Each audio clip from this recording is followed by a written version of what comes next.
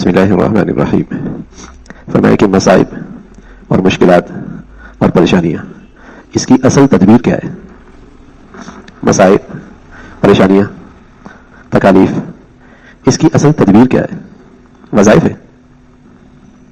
نہیں. شکوے شکایت ہے؟ نہیں. پریشان رہنا ہے؟ نہیں. اس کی اصل تدبیر ہے اعمال کی اصلاح. مسائل، پریشانیاں، تکالیف، ان کی اصل تدبیر کیا ہے؟ ان سے نکلنے کی، یا اگر آدمی نہ بھی نکلے تب بھی آدمی مطمئن ہو جائے، اس کی اصل تدبیر ہے اعمال کی اصلاح. بس، اور کوئی نہیں. جتنی اعمال کی اصلاح کرتے رہو گے مشکلات، پریشانیاں، تکالیف کم ہوتی رہے گی. اور اگر نہیں ہوئی تو انشاءاللہ دل میں تکلیف نہیں ہوگی، دل میں پریشانی نہیں رہے گی. وہ مسئلہ دل کو بے چین نہیں کرے گا. اگر اعمال صحیح ہوگا تو آپ نے یہ کیسے ہو سکتا ہے؟ مسائل بھی اور دل بھی پریشان نہ ہو، بیماریاں بھی ہوں اور دل پریشان ہو، یہ کیسے ہو سکتا ہے؟ یہ ایسے ہو سکتا ہے کہ جیسے اگر آپ گھڑی کو پانی میں ڈال دیں، اس کے دائیں بائیں اوپر نیچے پانی تو ہے، لیکن آپ کیا کہتے ہیں؟ واٹر پروف ہے، اندر پانی نہیں جاتا. ایسے دائیں بائیں آدمی مسائل میں گھرا ہوا، پریشانیوں میں گھرا ہوا ہے، لیکن اللہ اس کے دل کو غم پروف بنا دیتے ہیں. یہاں غم نہیں جاتا.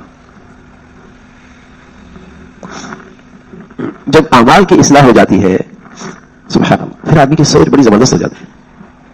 کل میں ایک غزہ کے مسلمان کی بات سن رہا تھا. وہ کہہ رہا تھا اے اللہ، گھر ٹوٹا ہوا تھا، بچے بھی شہید ہو گئے تھے.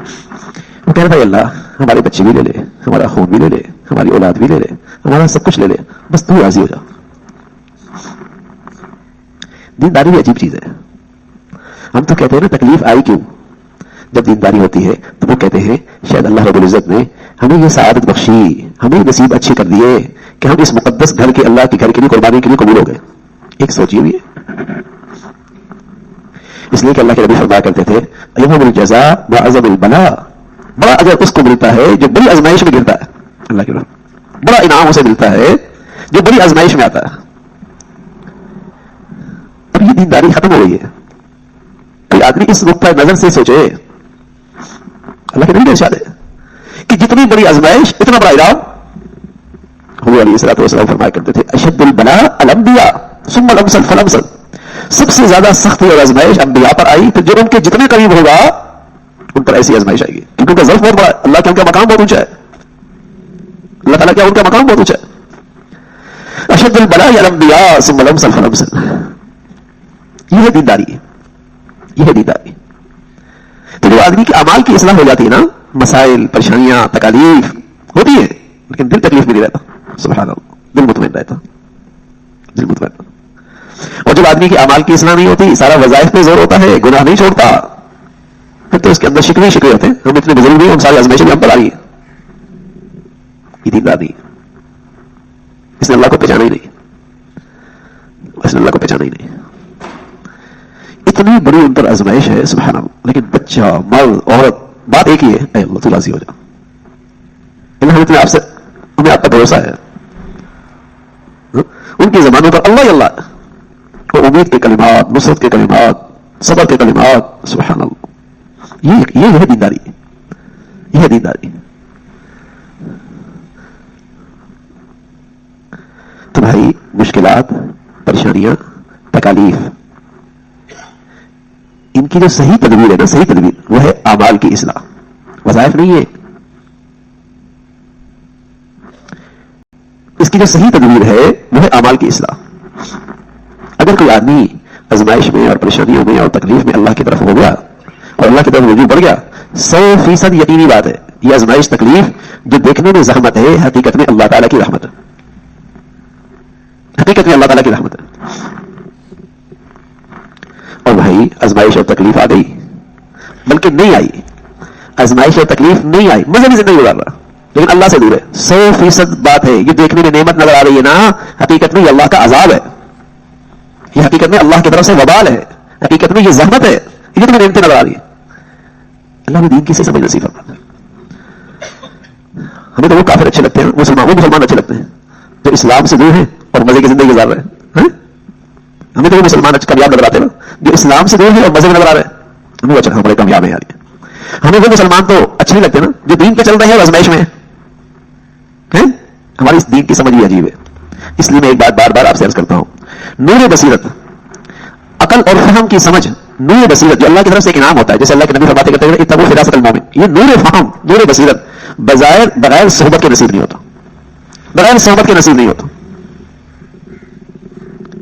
نور فہم، نور بصیرت بغیر صحبت کے نصیب نہیں ہوتا. ہماری تو سمجھ غلط ہو گئی گناہوں کی نوبت گئے کہ جو اللہ سے دور ہے اور نعمتوں میں زندگی گزار رہا ہے مسلمان، ہم کہتے ہیں بڑا خوش نصیب ہے، یہ کامیاب زندگی گزار رہا ہے.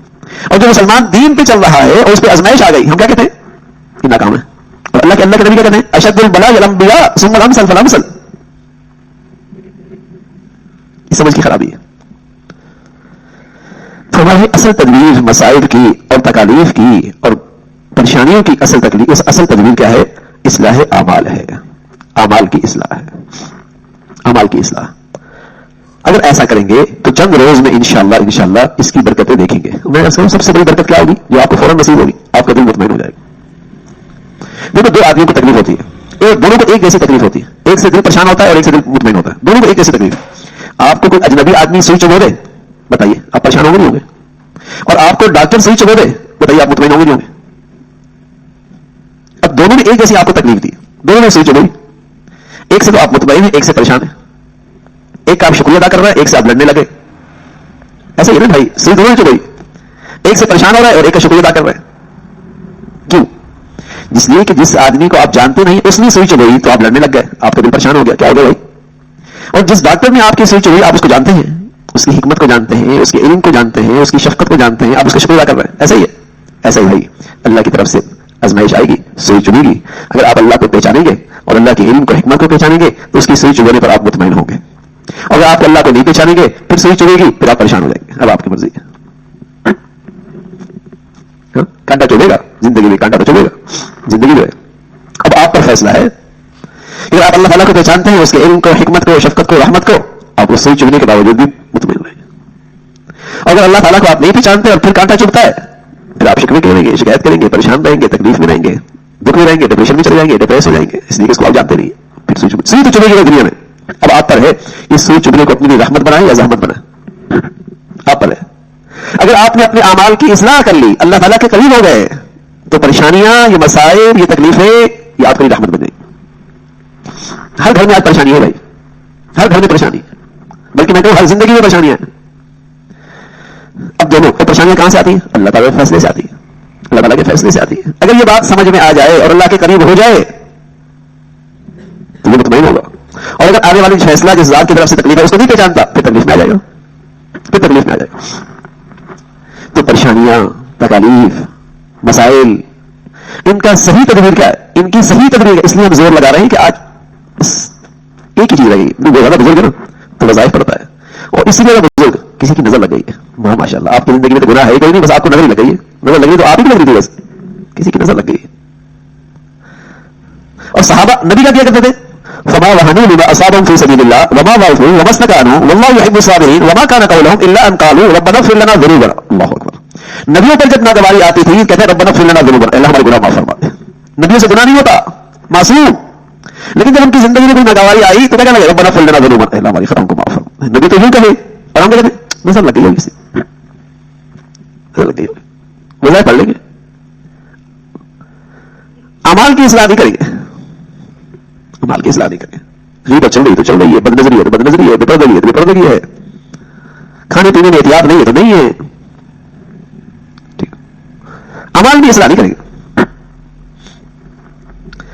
فرمایا بھائی مسائل کی، مشکلات کی، پریشانیوں کی اصل تدبیر اعمال کی اصلاح ہے. اعمال کی اصلاح، اعمال کی اصلاح. اگر ایسا کریں تو چند روز میں انشاءاللہ اس کی برکتیں ظاہر ہوں گی. اور میں نے کہا کیا برکتیں ظاہر ہوں گی؟ برکتیں یہ ظاہر ہوں گی کہ دل آپ کا مطمئن ہو جائے گا. میں نے بتایا ڈاکٹر سوئی چلے، اجنبی آدمی سوئی چلے تو دونوں میں بڑا فرق ہوتا ہے، آپ کے اندر کی کیفیت کا فرق ہوتا ہے. ایسے ہی اللہ تعالیٰ ہمارے یہاں اجنبی ہے تو پھر تو سوئی چبنا بڑی تکلیف دے گی. اور اگر اللہ تعالیٰ کو پہچانتے اور قریب ہیں اور پھر کوئی ناگواری آ گئی تو انشاءاللہ مطمئن رہیں گے. کوئی مشکل بات نہیں ہے کہ نہ سمجھ میں آئے، پھر پریشانی نہیں ہوگی.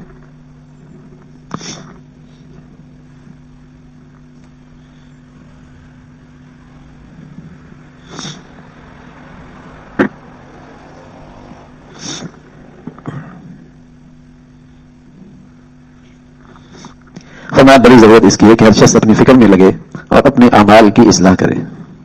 آج کل یہ مرض عام ہو گیا ہے کہ عوام میں بھی خواص میں بھی کہ دوسروں کی اصلاح کی فکر ہے اور اپنی خبر نہیں. دوسروں کی جوتیوں کی حفاظت کی بدولت اپنی گٹھری اٹھا دینا کیسی حماقت ہے.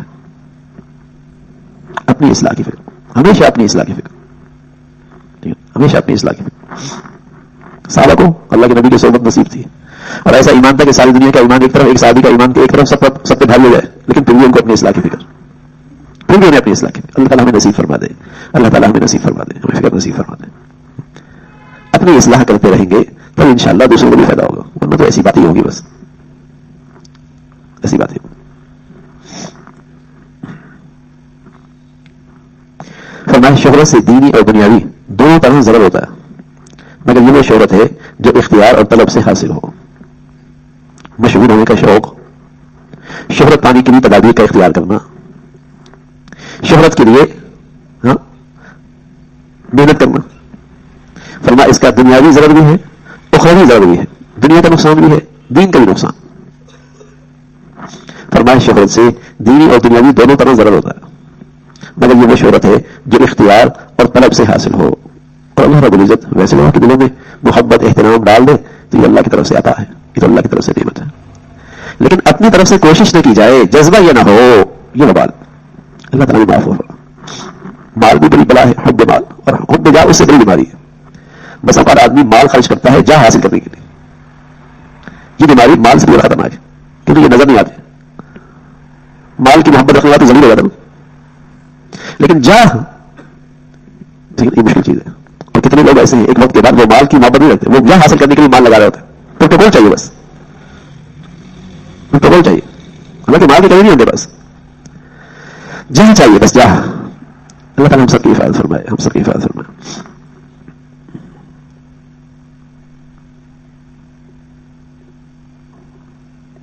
فرمایا حدیث میں ہے سب سے بڑا اجر اس عیادت میں ہے جو ہلکی ہو, اور تعزیت ایک بار ہونی چاہیے.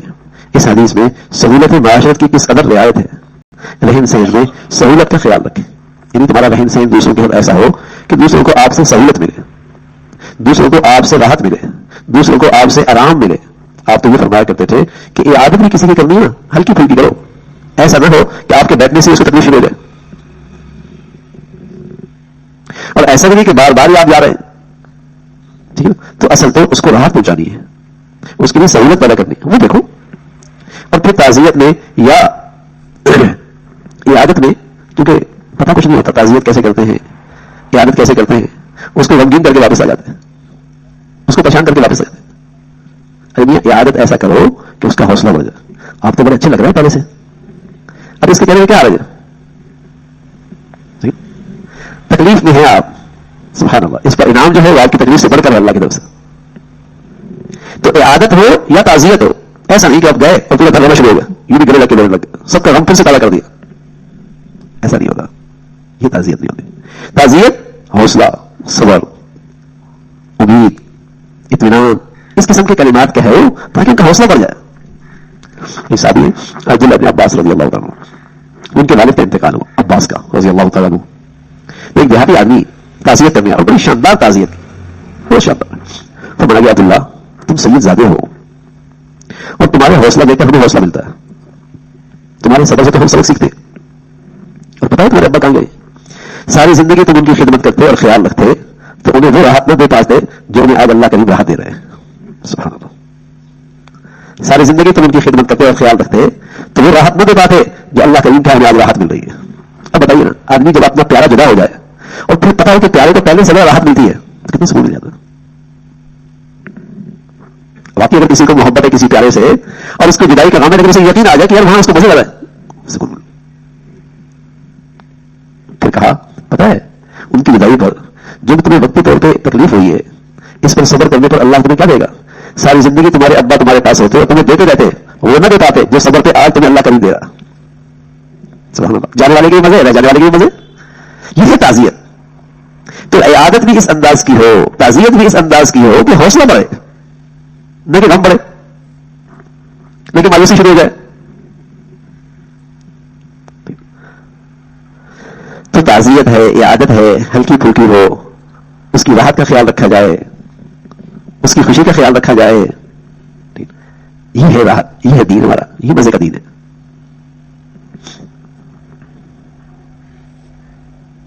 موت آسان ہونے اور آزاد زندگی گزارنے کی ترکیب.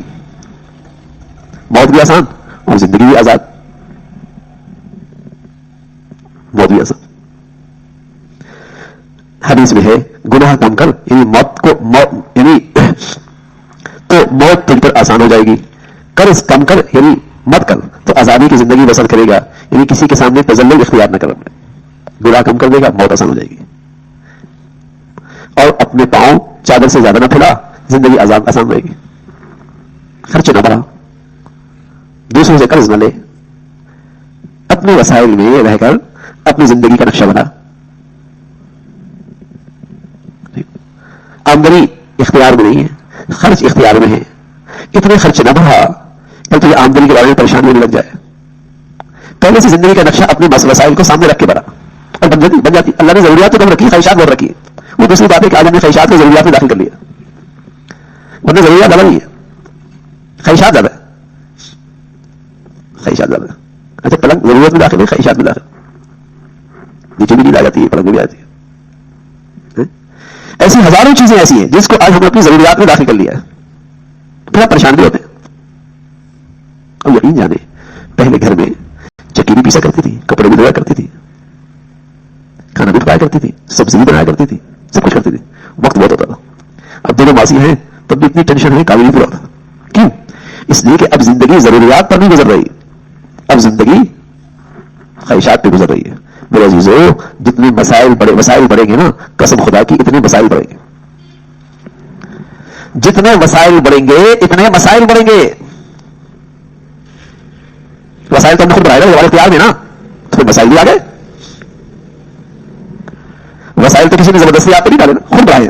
جب بڑھائیں گے تو پھر وسائل کے لیے تیار ہو. اچھا ہم نے وسائل بڑھائے تھے زندگی آسان کرنے کے لیے, اور انہیں وسائل نے ہماری زندگی مشکل کر دی ہے. ہاں, ہم نے وسائل بڑھائے تھے زندگی آسان کرنے کے لیے, انہیں وسائل نے آج زندگی ہماری مشکل بنا دی. ارے بھائی نبی کی بات مانو نا, زندگی آسان ہوگی سادگی سے. نبی کی بات مانو نا کہ زندگی آسان ہوگی سادگی سے. ہم نے دنیا کی بات مانی ہے نا کہ وسائل بڑھائیں گے زندگی آسان ہو جائے گی. تو وسائل بڑھ گئے, مسائل بڑھ گئے. اور وسائل بڑھانا یہ اختیار میں ہے, پھر مسائل کا آنا یہ اختیار میں نہیں ہے, پھر اختیار میں. تو آزاد زندگی کیسے گزرے گی آپ کی؟ جب آپ کے وسائل اپنے نقشے کو سامنے رکھا ہوں گے تو انشاءاللہ مسائل بھی کم ہوں گے, مسائل بھی کم ہوں گے. اور موت بھی آسان ہوگی بھائی جب گناہ تھوڑے ہوں گے. جتنے گناہ تھوڑے ہوں گے موت بھی بڑی آسان ہوگی. اللہ تعالیٰ بھائی ہمیں دین کی صحیح سمجھ نصیب فرما دے, دین کی صحیح سمجھ نصیب فرمائے. اللهم لك الحمد كله ولك الشكر كله, اللهم لك الحمد كله ولك الشكر كله, اللهم إنا على ذكرك وشكرك وحسن عبادتك, اللهم إنا على ذكرك وشكرك وحسن عبادتك. نستغفر الله ونتوب إليك, نستغفر الله ونتوب إليك. سبحان ربك رب العزة عما يصفون وسلام على المرسلين والحمد لله.